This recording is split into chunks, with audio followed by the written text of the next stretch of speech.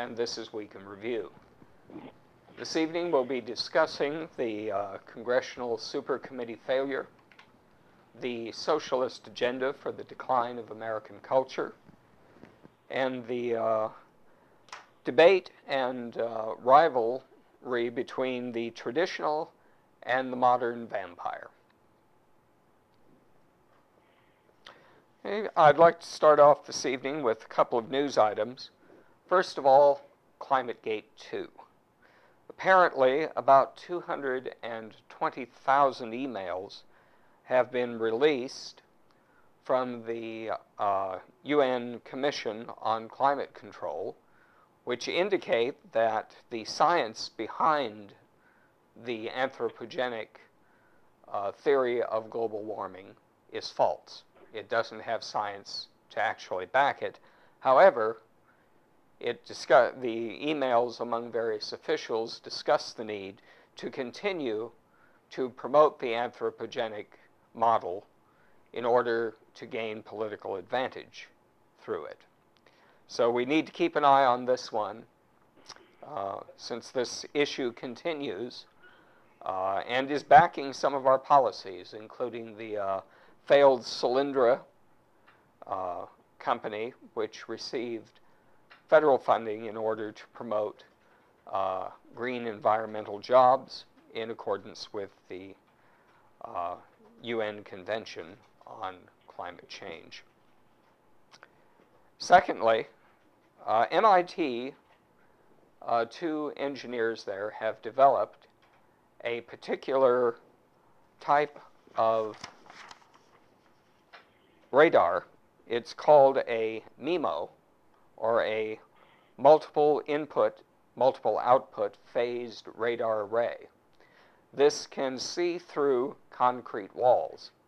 You'll see up on the screen some of the images produced by this particular device. Now you'll notice you really can't tell what is there. Over on the left-hand side, you'll notice that there's a red dot.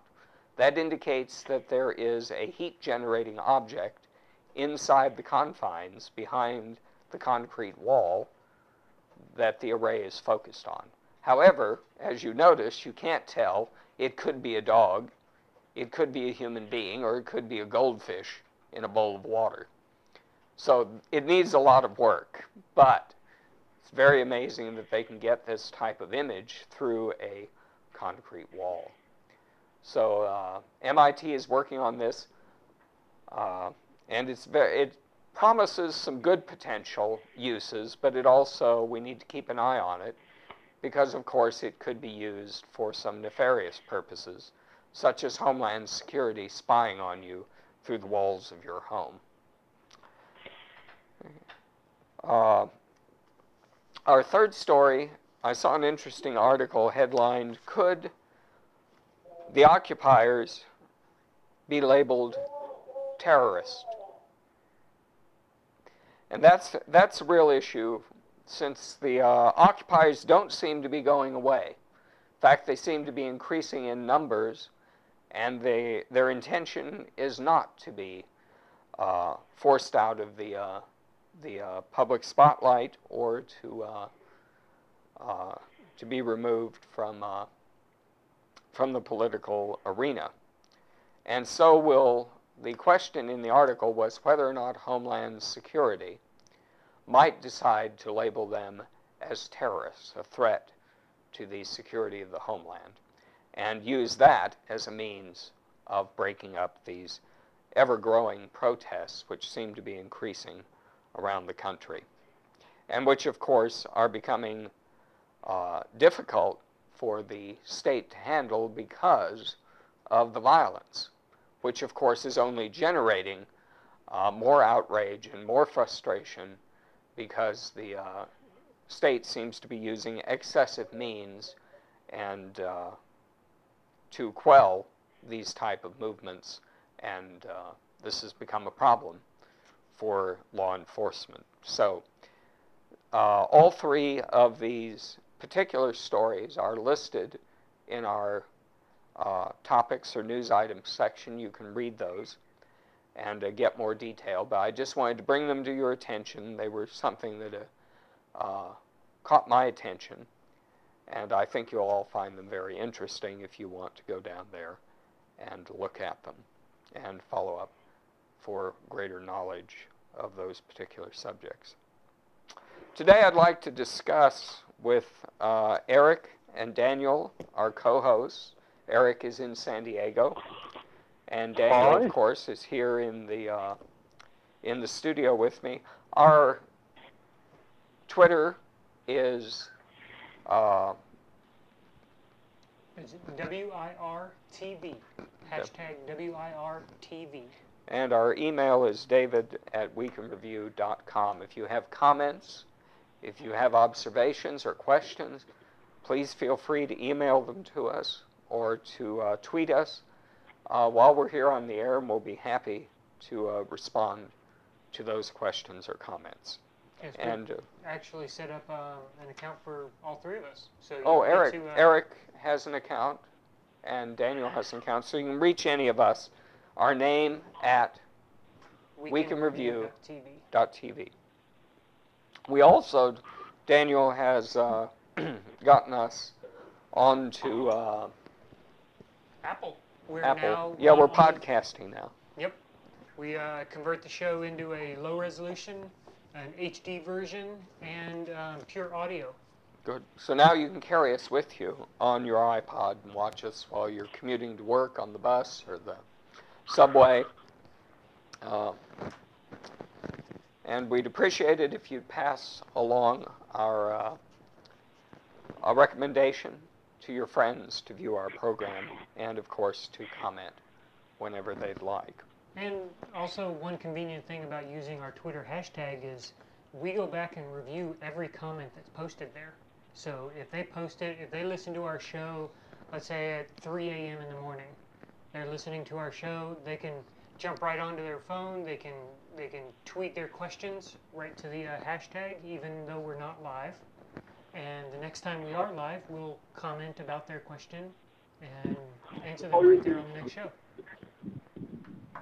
So we certainly want to hear from you and encourage you to provide us some input, and we can stimulate the conversation by being engaged with those who are our viewers.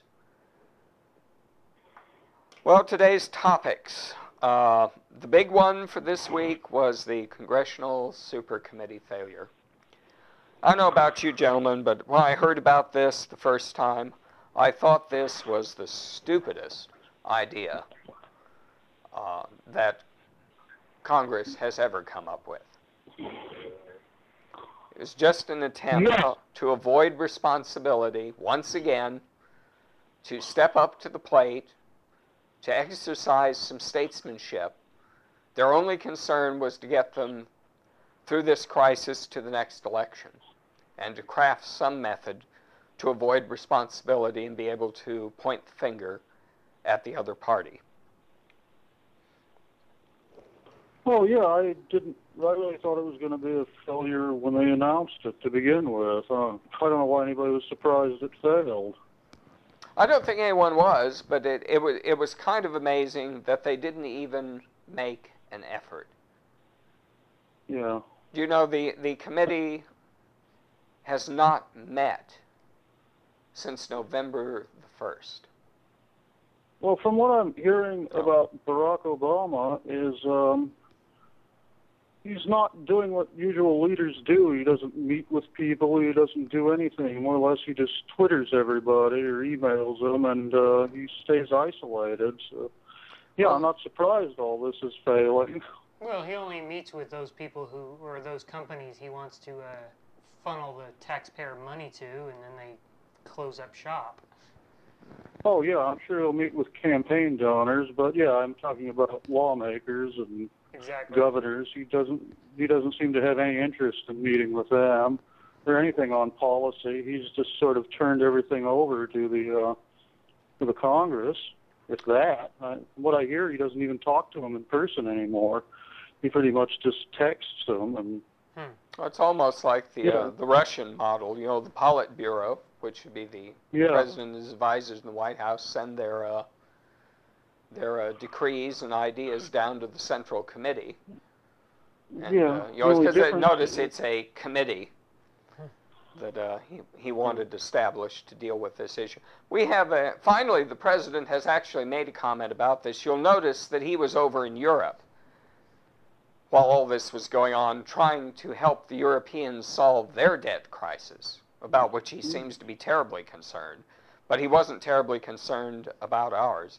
We have a video of the president making his first comments about the super committee failure, and I'll ask Daniel to play that now, and then we'll pick up our conversation. Okay, good enough. Good afternoon. As you all know, last summer I signed a law that will cut nearly $1 trillion of spending over the next 10 years. Part of that law also required Congress to reduce the deficit by an additional $1.2 trillion by the end of this year. In September, I sent them a detailed plan that would have gone above and beyond that goal. It's a plan that would reduce the deficit by an additional $3 trillion by cutting spending, slowing the growth in Medicare and Medicaid, and asking the wealthiest Americans to pay their fair share. In addition to my plan, there were a number of other bipartisan plans for them to consider from both Democrats and Republicans, all of which promoted a balanced approach. This kind of balanced approach to reducing our deficit, an approach where everybody gives a little bit and everyone does their fair share, is supported by an overwhelming majority of Americans, Democrats, Independents, and Republicans. It's supported by experts and economists from all across the political spectrum. And to their credit, many Democrats in Congress were willing to put politics aside and commit to reasonable adjustments that would have reduced the cost of Medicare as long as they were part of a balanced approach. But despite the broad agreement that exists for such an approach, there are still too many Republicans in Congress who have refused to listen to the voices of reason and compromise that are coming from outside of Washington. They continue to insist on protecting the $100 billion worth of tax cuts for the wealthiest 2% of Americans at any cost, even if it means reducing the deficit with deep cuts to things like education and medical research, even if it means deep cuts in Medicare. So, at this point at least, they simply will not budge from that negotiating position. And so far, that refusal continues to be the main stumbling block that has prevented Congress from reaching an agreement to further reduce our deficit. Now, we are not in the same situation that we were in August. There's no imminent threat to us defaulting on the debt that we owe. There are already $1 trillion worth of spending cuts that are locked in. And part of the law that I signed this summer stated that if Congress could not reach an agreement on the deficit, there would be another $1.2 trillion of automatic cuts in 2013, divided equally between domestic spending and defense spending. One way or another, we will be trimming the deficit by a total of at least $2.2 trillion over the next 10 years. That's going to happen, one way or another. We've got $1 trillion locked in, and either Congress comes up with $1.2 trillion, which so far they failed to do, or the sequester kicks in and these automatic spending cuts will occur that bring in an additional $1.2 trillion in deficit reduction. Now, the question right now is whether we can reduce the deficit in a way that helps the economy grow, that operates with a scalpel, not with a hatchet. And if not, whether Congress is willing to stick to the painful deal that we made in August for the automatic cuts. Already, some in Congress are trying to undo these automatic spending cuts. My message to them is simple. No. I will veto any effort to get rid of those automatic spending cuts to domestic and defense spending. There will be no easy off-ramps on this one. We need to keep the pressure up to compromise, not turn off the pressure.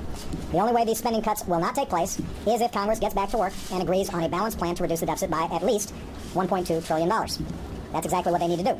That's the job they promised to do. And they've still got a year to figure it out. Although Congress has not come to an agreement yet, nothing prevents them from coming up with an agreement in the days ahead. They can still come together around a balanced plan. I believe Democrats are prepared to do so. My expectation is that there will be some Republicans who are still interested in preventing the automatic cuts from taking place. And as I have from the beginning, I stand ready and willing to work with anybody that's ready to engage in that effort to create a balanced plan for deficit reduction. Now, in the meantime, we've got a lot of work left to do this year. Before Congress leaves next month, we have to work together to cut taxes for workers and small business owners all across America. If we don't act, taxes will go up for every single American starting next year. And I'm not about to let that happen. Middle-class Americans can't afford to lose $1,000 next year because Congress won't act. And I can only hope that members of Congress who've been fighting so hard to protect tax breaks for the wealthy will fight just as hard to protect tax breaks for small business owners and middle-class families. We still need to put construction workers back on the job, rebuilding our roads and our bridges. We still need to put our teachers back in the classroom, educating our kids. So when everybody gets back from Thanksgiving, it's time to get some work done for the American people. All around the country, Americans are working hard to live within their means and meet their responsibilities. And I know they expect Washington to do the same. Thanks.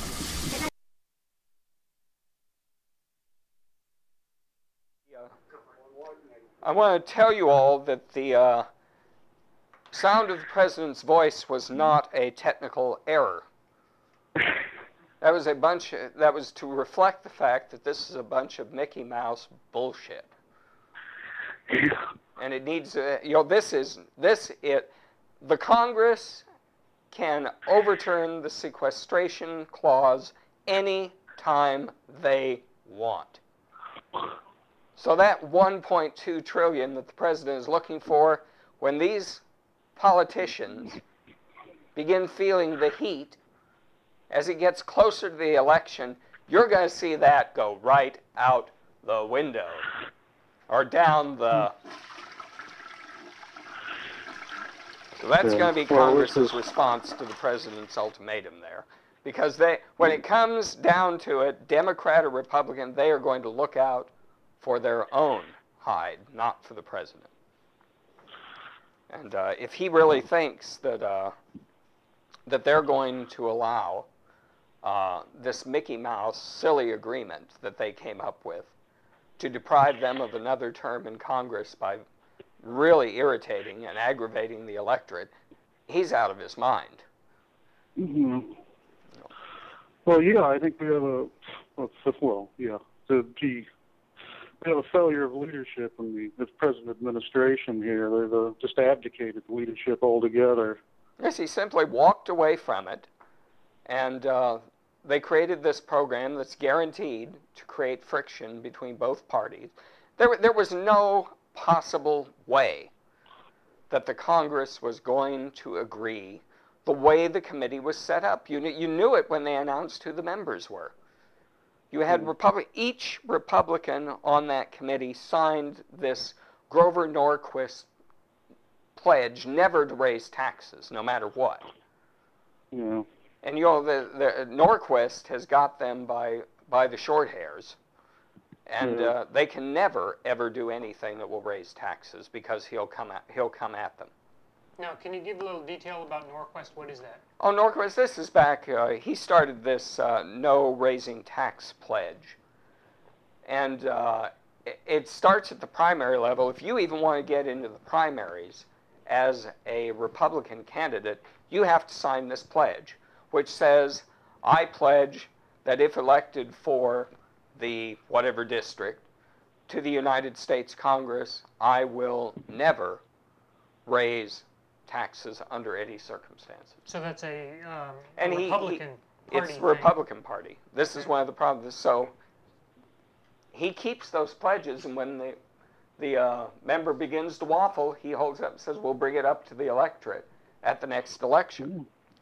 So it's a hostage. He's holding people hostage so that they cannot do what is best for the nation at that given moment, but what is best for Grover Norquist and his particular, I think they're called Americans for Tax Reform. Now, who is Grover Norquist? Oh, he's not even a politician. He's not even elected to any public office. Probably the most powerful man in Washington because of the influence he has over the Republicans. Is that the only thing he has over everybody? Or? Yes. And it's only specifically for the Republicans, or? Yes. I'm guessing Democrats won't sign the pledge. No. Okay. Because Democrats are about nothing but raising taxes. The public. You have to sign a pledge. You're going to do nothing but raise taxes if you're a Democrat. It's just, it's so that. But Norquist is this man is his type of influence, and this stranglehold that they have over the Republican Party on this particular issue. Because under the sequestration clause, if it goes through, this provision, the Bush tax cuts are out the window. They're gone.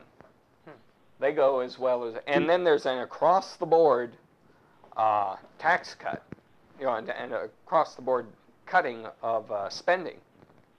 And that means that there will be equal amounts of cuts in military and domestic spending.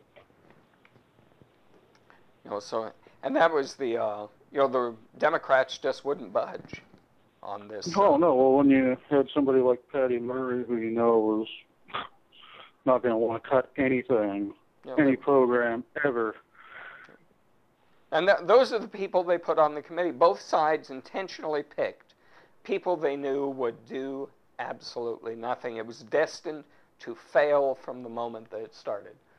Because the six Republicans all signed this "we will never raise taxes" pledge for Norquist. And of course they picked the 6 Democrats who would never, ever cut a penny of government spending, no matter what it was for. You know, so it was destined to fail from the very beginning. Yeah, so I don't see why anybody acts surprised at all when it failed. Oh no, I think it's just the embarrassment of the thing. I mean, it placed us in an embarrassing position before the whole world. We can't govern. We cannot. Our government is so broken that we can't get 12 people. And our chief executive, I hear, never went to the committee and offered anything. No, the president didn't want to get involved. Plans, nothing. No. Well, he was trying to keep his hands clean so he could go and say, well, the Congress hasn't done anything, and it wasn't my fault, it was their fault. But the problem becomes, and it's apparently backfired for everybody, because they're in the recent polls, you know, of course they're going to poll the public to find out what their response is. The recent polls indicate that they blame everybody equally. Yeah. Well, the people are getting smarter at least. Yeah, it's just, you know, we're not falling for this BS that's being shoveled at us all the time. Yeah. You know? When we vote for presidents and senators and congressmen, we put them up there to make some decisions, not to just point fingers and blame everybody else or try and push their work off on somebody else. Oh, this is another argument for throwing out the whole lot of them. The executive branch, the legislative branch, get rid of them all. If they can't do anything, we shouldn't be especially, you know, with the amount of money that we pay them and the privileges and perks that they get and the insider trading that they're doing, enriching themselves in a way that no private citizen would ever be allowed to do. You know, well, any private citizen would be put in jail if they did. Insider trading, like Martha Stewart was, We need to get rid of these people. You know, none of them are any good. Republican or Democrat, get rid of every one of them. You know, and the really sad thing about this is this $1.3 trillion or $2 trillion in spending cuts over 10 years. Do you know how much it comes to per year? About $150 billion a year. And they couldn't find anything that they could cut. Nothing. Well, that's a lot of money for you and I, the U.S. government. Well, for you and I, the government spends that in, you know, in the time that they have been meeting, supposedly for the last 2 months, the national deficit went up $1 trillion. And they couldn't find $150 billion to cut. Oh, yeah, well, Harry Reid and President Obama, none of them have offered a budget, so we don't even know if we're on or off budget. We haven't had a budget in 3 years. Oh, you know, this is just, you know, it's a shame and an embarrassment. Although the credit rating agencies have apparently indicated they will not reduce the credit rating of the United States government because of this failure. And of course, well, I think they're actually going to do it. They said that the last time. And one of them, I forget which one, reduced the credit rating. The second time you reduce the credit rating is the serious time, because at least your debt still had a AAA credit rating, even though, but I don't think that's going to be the case anymore. Well, any company that didn't have a business plan or a budget would have been dropped down to nothing right away. Yes, we're just, you know, all we're doing, no budget, no plan for reducing any of the deficit, and we keep printing money. No, and they don't even know what anything's costing because there's no budget. There's no way to say if anything's on budget, over budget, beyond. Yeah, we're in terrible trouble. You know, no one can operate. We cannot continue this printing of money. You know, we are not going to buy our way out of this by printing money continuously. besides foreign defense, that's one of the things Congress and the president are supposed to do, is come up with a budget, how to allocate the money. Well, that's one of the prime responsibilities of government. Well, and all they're doing is blame. Congress no longer has control of the money in this country. And consequently, they aren't responsible for setting the value of it as they're charged to do in the Constitution. We need to get rid of the Federal Reserve and stop acquiring this money with interest attached to it. We will never get out of debt as long as we're doing this. That's the first thing. We can't even get rid of Fannie Mae and Freddie Mac. Why are they still around? I know all of these that just, and this is a way of stealing, this MF Global thing. I'm sure some people have been following this, but the money is nowhere to be found. No. It's been stolen. It has been stolen, and no one can account for it. And of course, what happens to other commodity purchasers, they don't have any trust in the system. The regulatory instruments and activity of the government in policing these various financial institutions, there's no confidence. People are not going to invest. It's going to ruin our economy. Does anyone want to bet that Corzine will go to jail? But he doesn't go to jail no matter how much money's missing. No, he's one of the Goldies. The Goldman Sachs alumni. They apparently are. Not only are they too big to fail, they're too big to go to prison. So, which is outrageous. Outrageous. Yeah, they're too big to go to prison. They're too big to fail. But we let them wander around. If they're that important, maybe we should put them in a zoo somewhere and just show them, exhibit them. Show them off. That's a good idea. Show them in their natural habitat. Yeah, show them in their natural habitat. They certainly can't be trusted to do anything. Yeah. Well, like I said, if they're that important. This issue of the money being provided to us with interest attached, which means we can never pay off the debt because there's never enough money in circulation to cover both the loan and the debt at the same time. Just last week, during this week, we're commemorating the assassination of President Kennedy.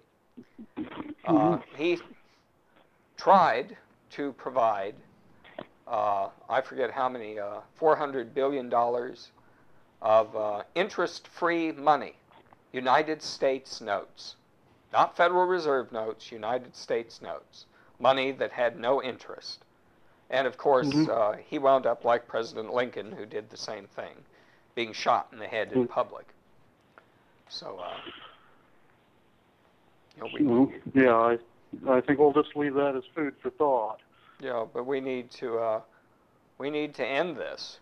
This has got to end, and we need to take back from these private bankers, which is what it is. It's a consortium of private bankers. They should not be, the money of the United States should not come from a private institution. It should come from the government of the United States, the Congress specifically, who are charged with that, and it should be a reflection of, a receipt drawn against the goods and services of the nation, the gross national product. Well, this is a good testament for technology and the fact that, yet again, of course, I'm the technology advocate here, but back in Kennedy's time frame, there wasn't a whole lot of information being shared like there is now, as in all the way down to the general public. Now we have the internet. Everybody is. I've seen more people talk about the fact that money is not money anymore, and so people are becoming aware. And I believe the longer, this free flow of information on the internet is coming along, I believe it's only going to reveal all of the bad things that are happening around the world and in our own backyard. And people like, like our viewers, who are actually researching it and learning what they need to learn in order to be good citizens. I agree with you. I think because it is, the information that's available to people is so much greater, and people are aware. The problem is they need to begin to act upon the information that they have. And the way you act upon it, this is my opinion, get rid of the Congress. They're the problem. They're the premier organ of government in the Constitution. They have the greatest powers to coin money and to declare war. The two great powers of any state. But they don't do either of those. They don't do either. They've abdicated both of their functions. If they're not going to do those things, what good are they? Well, they're doing what a lot of U.S. companies are doing. They're just outsourcing it. Yes, well, that's a bad. It may be a good program for business. I don't think so. Economically, for our country, it's not. But it certainly is not a good model for government. No, it's a bad model for government. Usually a bad model for business, too, because if you outsource too much, they figure out why do they need you. Well, that's where I think... Just directly go to the outsourcers, yeah. Yeah, that's where we're coming to, is, what if Congress isn't going to do anything, and it's just a club where they can get together and commit various forms of graft and corruption, and get and legalize it for them to do it. I want to refer everyone to our episode of last week, where we had the 60 Minutes piece on the insider trading and graft in Congress. Please go watch that. Very important. It'll help you understand what the problem is and why we need to take control of it. This is a watershed moment in American history, this coming up election. We need to take it back. In a republic, the people in control, the sovereign, is the people. And the only way we can exercise that sovereignty is by electing our representatives. And if they don't represent us and they don't do the job and they refuse, get rid of them. Yeah, they're not there to outsource. They're there to actually do their job. Yes, and they need to be focused on that. If they're focused on getting on the next election, they're not doing their job. There's a problem. There are always, and especially this is a problem for the members of the House. From the moment you're elected, you're always looking to the next election. That's your focus. Yeah. And the Senate is probably just as bad. They just have a little longer to do it. They've got 6 years. The Senate's even worse about doing anything, because they don't worry about anything for 5 years except enriching themselves. Yes. So it's but we need to get this fixed, and it's up to us to do it. And stop. Because essentially it comes down to we've gotten the government that we deserve because we keep putting these bozos back into office. And they're never charged with a crime. When they do something wrong, very few, very, very few. Yeah. And so, but this latest thing was just so irritating because it was destined to fail from the beginning. And it was a political ploy. Oh, yeah, they're getting more and more outrageous and blatant. They don't even care what anybody thinks of them anymore.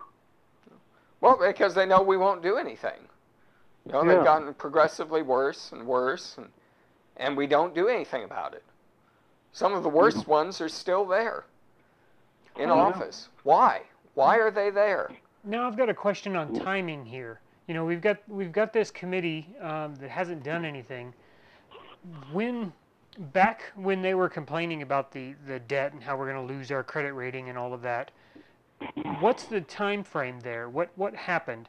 Did he come to a resolution? He cut some of the money, created the committee, and then they agreed to raise the debt ceiling, and then we got our credit cut? Is that the order of Well, things? this was part of the agreement basically. to raise the debt ceiling, was to have this super committee come up with, they had come up with $1.2 trillion in cuts. But the agreement was that we still needed another $1.2 trillion in cuts. But they knew they weren't going to get it from negotiation between the executive branch and the legislative branch. So they turned it all over to the legislative branch. They created this super committee that was supposed to come up with these cuts. Mm-hmm. Well, you know, like I said, immediately from the moment that they announced who was going to be on the committee, you knew it was a failure instantly. So our rating dropped after the committee was announced. Is that correct? Yeah. After it. Well, it sounds like since Yeah. there were two agencies that were giving us our credit rating, it sounds like one of them had this inside information as to the details of who was on the committee, and they knew that nothing was going to happen, so they cut our rating as a result. Well, I don't think anybody really thought this committee was going to succeed. Oh, no, it was destined. Everyone knew it was destined to fail simply because of the makeup. There was no possible way that the members on either side were going to agree on any cuts. So everyone knew it was a failure instantaneously. Well, what I'm getting at is if they did choose people that might actually have the committee succeed, would we have lost our rating? Probably not. Oh, yeah. Well, we would have lost the rating at that time, but we might have gotten it back. Instead of the second, now we're facing a second cut. They said they were going to review it again in 3 months, so we could have gotten it back if they had picked serious people. Yeah, but they didn't. They chose to. And now these cuts, they're scheduled, are automatic and across the board. Now, you take a Republican senator or congressman who has a military base in their district or a military contractor in their district, do you think that they're going to allow money to be cut from their projects to save the president, to keep this sequestration agreement going? No, I don't see Harry Reid, who's the House Majority Leader from Nevada, which the military owns most of the states, letting this go through. That's not going to happen. That's not going to happen. And they realize that's why Senator Simpson of Wyoming and Senator Bowles, I don't know where he's from, they came up with an alternative plan. Let's create little packages of cuts, get them through the Congress, and get this moving. They told everyone the super committee is a waste of time. It's destined to fail. It is a bad idea. It's a political show, is all it is. And they realize this, and they've said it. And of course, they've been criticized and ridiculed by the media. It sounds to me like they're all lazy. Oh, they are. Well, they don't want to do anything. Well, and there's a reason for it. They're covering their own ass. They don't want to do this because they're risking losing the next election. Yeah, I think this will actually transition into our next topic because they know nobody pays attention. Yeah. The country's lost the sense of community, yeah. Well, it sounds to me a lot like, let's say we've got to make a decision. We've got to go out to dinner. We've got to eat something, the three of us. And you guys are talking amongst yourselves and you can't agree on where to go. So you guys, rather than making a decision and going forward, you guys say, oh, well, we'll get Daniel to make the decision. So you set up a committee, Daniel, you decide.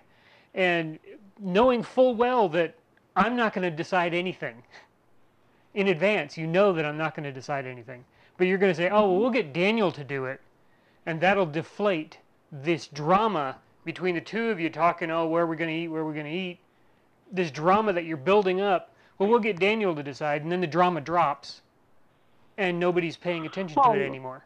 Yeah, well, you just left out one thing. You try and blame each other after it fails. Oh, okay. Yeah. We try and say, oh, it's Daniel's fault, and you say, well, I didn't know anything about this. You guys just decided amongst yourself that I was to decide. Yeah, that's all you left out. But yeah, because they know no one's paying attention. We've lost all sense of community in this country. Everybody's just sort of looking out for themselves. Right. Yeah, it's a great reflection of our own. Well, here's another problem. The committee was illegal to begin with. How so? The Congress of the United States has to make these decisions as a whole. That's why they have debates and discussions, and they have to come to a majority decision of both houses.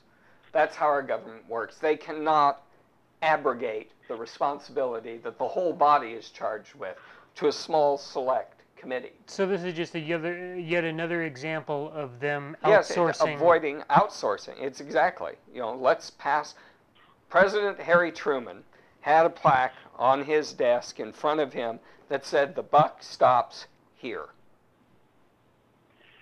Barack Obama doesn't have that plaque on his desk. I'm guessing they lost that. Yeah, that got lost somewhere in the shuffle when Truman left the Oval Office. I think the plaque says, "Now pass it to whoever you can." Yeah, it's on. Get rid of it as quickly as you can. So he wants to pass it to Congress. The Congress wants to pass it to anybody else. They choose these poor 6 boobs that they chose, knowing that they didn't even meet.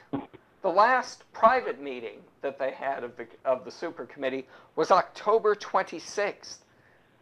Knowing that this deadline was coming up, they did not meet each other in private to do any discussion since October 26th. Their last public meeting was November the 1st, 3 weeks before this deadline, and they knew it was coming. They even came out 2 days ahead of the deadline and just said, "We throw our hands up. We're not going to come to any agreement." And the president didn't call any of them personally to try and get them to work together. President never talked to them. And apparently the only way they really communicated with each other was the Republicans would talk to each other by phone, and the Democrats would talk to each other on the phone. They wouldn't even meet with their own fellow Republicans or Democrats. So they knew it was going to fail from the beginning. They knew it was a political ploy. Typically, whenever there's an argument or something like this going on, I always look at who benefits. So who's benefiting by the committee not acting? I mean, the United States citizen is not benefiting because our credit rating is dropping, potentially dropping again. And we have, if the Congress does not overturn the sequestration, which I'm certain they will for the reasons we stated, no one's going to allow their election to be endangered by the idea that they're just going to do across-the-board cuts in my district. That's not going to happen. Because when push comes to shove, those Republicans who signed that tax pledge, Grover Norquist is going to see their hind end as they're running away from it. Because it's down to the wire now. This is serious. People are getting very angry, and that you cannot run a government without having some revenue. No one wants to take any responsibility. That's basically what they do. Like you say, no one benefits, but no one wants to take any responsibility. So everyone wants to say, "Well, it's his fault." And that's what they're doing now. They're pointing fingers, and they're trying to figure out who won. I heard an interview with Barney Frank. He thinks the Democrats won, and he's got some arguments. And I'm sure the Republicans are coming up with how they actually come out as the winners. So everybody's trying to maneuver and use this as a campaign ploy. So, well, Eric, why don't you bring up our next topic? You wanted to talk about the cultural decline, which is an issue that directly affects the previous one. Yeah, this is a good transition that we're going to talk about the great Italian communist, or important Italian communist, who went to Russia in the 20s, Antonio Gramsci. He went to Russia in the 20s, and he saw that Russian people hated communism. They wanted the church, they wanted the czar, they wanted their country back. So he said, well, this isn't going to work. So he came up with the idea that they got to destroy the culture and the religion. And he thought then people would be ready to embrace communism. And, of course, this is what the left has done around the world, is attack Christianity and the culture and traditions. But they thought people were going to embrace communism, but instead they've become hyper-individualists. They've done just the opposite. No one's embracing collectivism. Instead, everybody is just embracing those themselves. And of course, we see this. I hear you have a picture of Kim Kardashian or something to put up. Yeah, she's a good example of this hyper-individualism. And this picture that we have up here is a picture of her in Dubai, and she's wearing a burqa.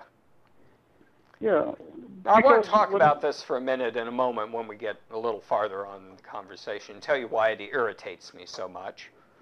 Okay, yeah. Well, she's not famous for doing anything. She never wrote a book, won a battle, won a great legal case. She's just famous because a lot of people know who she is.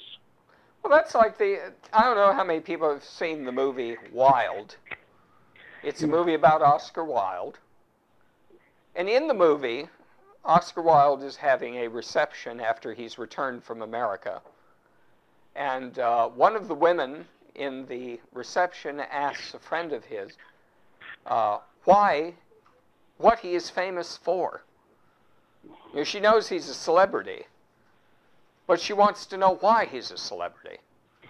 And the answer is for being himself. Yeah. You know, he hadn't done anything important at that point. He hadn't written a play that had been produced. He hadn't written a book. This is all before Dorian Gray and Lady Windermere's Fan and the sex scandal. It was before anything. But he had managed to develop celebrity for himself. Yeah. And that's, and of course, people like Kim Kardashian and Kendra Wilkinson have taken that to a whole new level. They don't even have any appreciable talent. Well, they're just on top of Paris Hilton and others. Yeah. Nicole Richie. Well, these people, they don't have. And what is the thing? I'm going to deviate a little. What is this thing with Lindsay Lohan? You mean her jail stint or lack of? Well, she didn't have to go to jail. Well, she showed up, and 6 she hours showed later up, and she went home. the judge gave her community service. What is this? The fifth or sixth time that she's been in jail? Oh, she's any person. And I'll tell you, when I worked in the field of law, in a law office, any of our clients who had done that would have been in jail for a year. The type of nonsense that she pulled, that woman should be behind bars, but she's getting a pass because she has celebrity. And where is the most recent celebrity coming from? The fact that she's being dragged to court. Well, yeah, she hasn't made a movie in years. You know, she hasn't, that's it. She has not done anything, and we are obsessed with this woman. Yeah. You know? This is, like I said, we've taken over this hyper-individualism, and the individual doesn't even have to have a talent. Well, it's better that they don't have a talent. They haven't helped the community at all. They haven't written books. They haven't won battles. They haven't averted financial crises. They're just famous for just exploiting themselves. This picture of Kardashian that we have here, I'll tell you why it irritated me and why I chose it. She's in Dubai. She's wearing a burqa. She's Armenian. Okay. She's Armenian. And I'm sure that if you go a little ways back into her family tree, there are numerous members of her family who were massacred by the Turks. This is outrageous that she is honoring any Muslim custom. She doesn't even know her own history. No, something that directly offended her. 2 million Armenians were massacred by the Turks. It was the Holocaust, the Christian Holocaust, the Armenians, the Assyrians, the Greeks, massacred by the Turks. It was a prelude, a template for Hitler in World War II, who said, as a justification for killing the Jews, after all, who speaks now of the Armenians? Yeah, the Turks basically showed him the way. Yes. So what this is similar to a famous Jewish person like this would be like Simon Wiesenthal marching around in a Nazi uniform. Right. This is outrageous. This would be like some Jewish celebrity wearing a Hitler suit. Yeah. Or putting a swastika armband on there. You don't honor those who have killed your own people. You know, it is just absolutely disgraceful, in my opinion. And yet, what does she do? Is she an actress? I don't even know anything about her except her wedding, which I heard about a couple months ago. No, she got famous, and she's got $45 million wedding that lasted for what, a month and a half? No, that's the great thing about her. She doesn't have any accomplishments. Well, because of her fame, they gave her a TV show, and it's a reality TV show where she gets to act like a fool in front of the camera. No, she's never won any acting awards or been on a TV series. Yeah, she's not actually acting. She's just living her life, and they're filming it. And this is the corruption of our culture, as you were talking about. And it's just... This is the corruption of our culture, yeah. You know, at least in the 1930s and 40s, when you made a movie, you had celebrity because you were not only an actor, but you were a good actor. Because if you weren't, the studio dropped you. You had to produce, you had to achieve something. Yeah. You know. This is what the breakdown of the culture has led to. It led to just the opposite of what the left thought. Now people are just famous because they're well known. Because a lot of people know who they are. Well, with modern technology, we can all be a celebrity. Yeah. Let's hope that the three of us achieve that. Yeah, well, but I mean, what really makes her the perfect celebrity to talk about, because she has no talent. So she's just a celebrity. Even if you're totally talentless, she shows you can still be famous, even though you can't do anything. You can't even read. I don't know if she even reads. You can still be famous and have no talent, no intelligence, so this no is, accomplishments. with the decline of education and religion and culture in this country, we have been reduced to worshiping people simply because they're known. Yeah. It's a form of social idolatry that we've fallen into. So we're not worshiping the state, we're worshiping individuals. You know, collectivism is a worship of the state. Instead, we're worshiping individuals, and individuals, besides that have no talent or accomplishments. Oh, good grief. This could be a regular part of the show. This is really bad. This is just disgusting. Yeah, I think we may have to find somebody every week that I can rag on. This is just out there. I probably won't run out of material for decades. This is just this is obscene. You know, because I don't watch TV. You know, I have access to the internet, but I use it for research and so on. But I do not watch TV, so I would not. The only reason I learned about Kim Kardashian's wedding was I think you or Daniel mentioned it to me. Yeah. Well, next week we can do Snooki. Yeah. Oh, this is just I think we're going to have to cover it because this is outrageous. We are bankrupt. We are fiscally bankrupt, and we are morally and culturally and spiritually bankrupt. That is it. You got it. This shows just how bankrupt our culture is. Once you've destroyed the culture, this is what happens. Good Lord, this is just...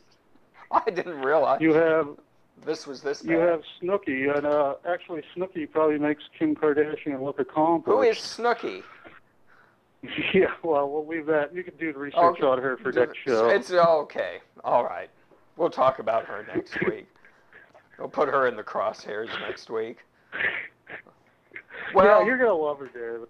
It's perfect. Yeah, you're going to love her. Yeah. All right. S-N-O-O-K-Y. It sounds obscene. I assume it is. But... Okay. Well, let's move on a little bit. I want to cover another part of the cultural aspect. Because I happened to see this article. I happened to be linked on to Anne Rice's Facebook page. She calls it People of the Page. She's got like 50,000 Facebook friends, so I'm one of those 50,000. Because I'm a fan of hers. I enjoy her writing. I've enjoyed the books that she's written, both the vampire and supernatural books that she's written, and also her books on the life of Christ, which I hope she'll come out with the third volume. So you're saying here's an example of a celebrity that's earned something. Here's a person who's done something. Yeah. who deserves celebrity, and Yeah. But there was an article on her webpage because apparently there's a debate that has begun amongst the aficionados of vampires, whether those in favor of the traditional vampire as opposed to those in favor of the modern vampire. The traditional bloodsucker or the new metrosexual vampire of the yes, Nosferatu or Nosferatu. Twilight, You got Max Schreck, the blood-sucking revenant, a walking corpse that drinks blood. Reanimated corpse that drinks blood. The traditional vampire, or the vampire, especially this Twilight series. The vampires are I've read an article published in Esquire magazine.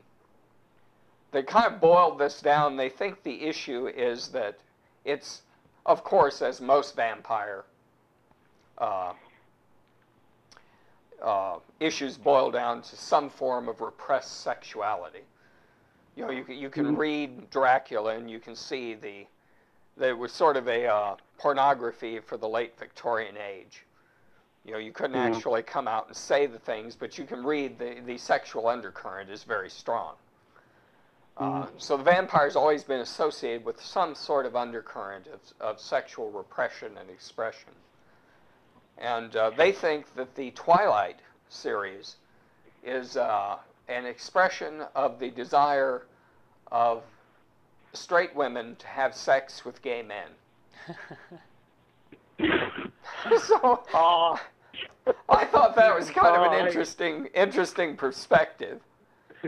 But because I'm gonna have to chew on that one a while. Yeah, that's just But I thought that was kind of an interesting perspective where we've gone from. So that was, I thought that was an interesting. But there's this debate whether we've gotten so far from the traditional vampire that they're not even scary anymore. They're sort of lovable and cuddly and and. I don't think you can make a scary vampire movie anymore. No. Well, I don't think it matters to me whether it's a scary vampire or a glittery, oozing vampire. Well, I'll take the oozing part out. The glittery, yeah. And I would just want to kill either one of them. Aren't vampires supposed to be bad? No, they're a living corpse drinking blood. Exactly. Now they're trying to make it. I guess in the newest Twilight movie, they're good because they don't drink human blood; they drink animal blood. Well, yeah. So you're trying to make them even more cuddly. So they're vegetarian. And they're not gonna jump the girl, and ravage her and sink their fangs into her neck and drink her blood. Now they're, this is just. I'm a traditionalist. I like the traditional vampire anymore. Yeah. But because of Nosferatu, he's supposed to bring the plague. They always showed him with rats and plague-like symbols too, fear of disease. Yeah, because you have no multiplication of vampires in this new genre. You used to have this exponential geometric increase in vampire power until they bled the land dry, like Dracula had done to Transylvania. He's going to move on to somewhere else and start drinking blood. Well, I'm going to continue this topic in the next few episodes and talk about the development, the history of the vampire. We'll talk I'll do some research on it myself. Various experts, Dom Augustine Calmet from the 18th century, Reverend Montague Summers, will begin to understand how the vampire developed and what the history and so on is. And Daniel and I have decided, we were talking about this, and we're going to make a vampire hunter's kit. And we're going to videotape as we're making it so you can see it progressing. But we're actually going, this is an image of one that was online. We're going to make one for ourselves. And we're going to videotape it as we're doing it, and we'll put up online as we progress through making it. And then we may sell it. We may put it up for auction. But we thought that would be fun. Because one of my favorite topics, oddly enough, is vampires. So they're my favorite supernatural creature. Yes, you're the most well-versed vampire expert that I know. Well, I actually owe that to Eric. When we were young, he introduced me to Montague Summers, which anyone who's a vampire aficionado knows who he is.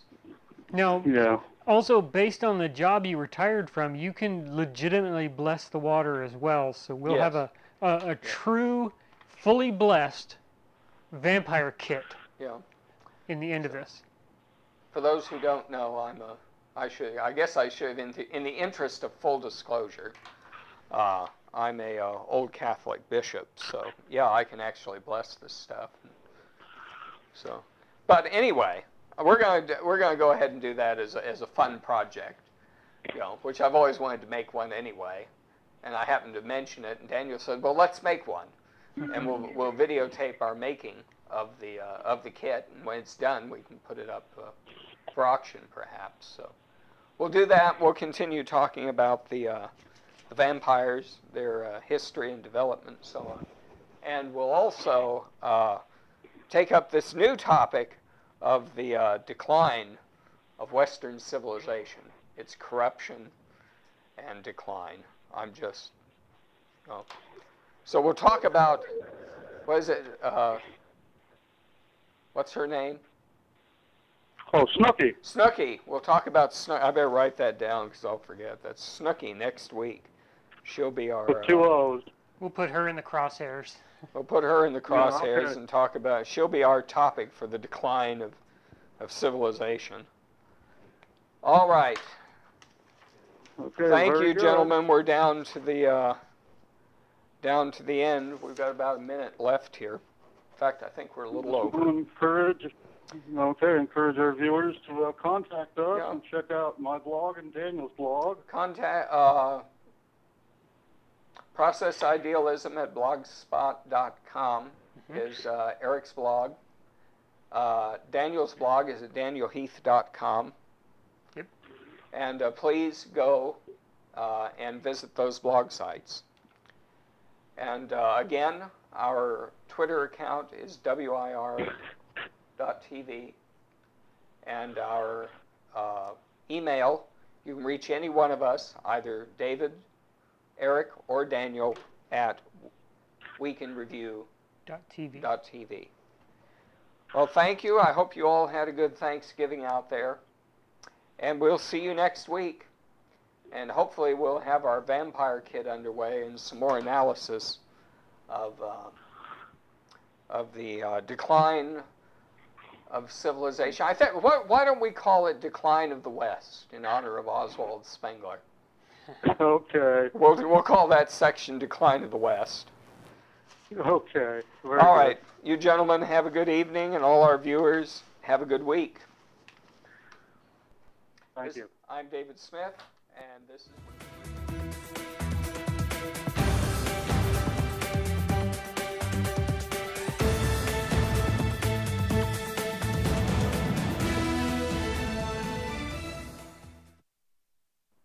Well, I'm waiting.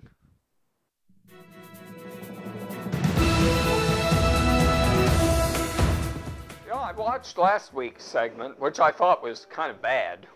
I wasn't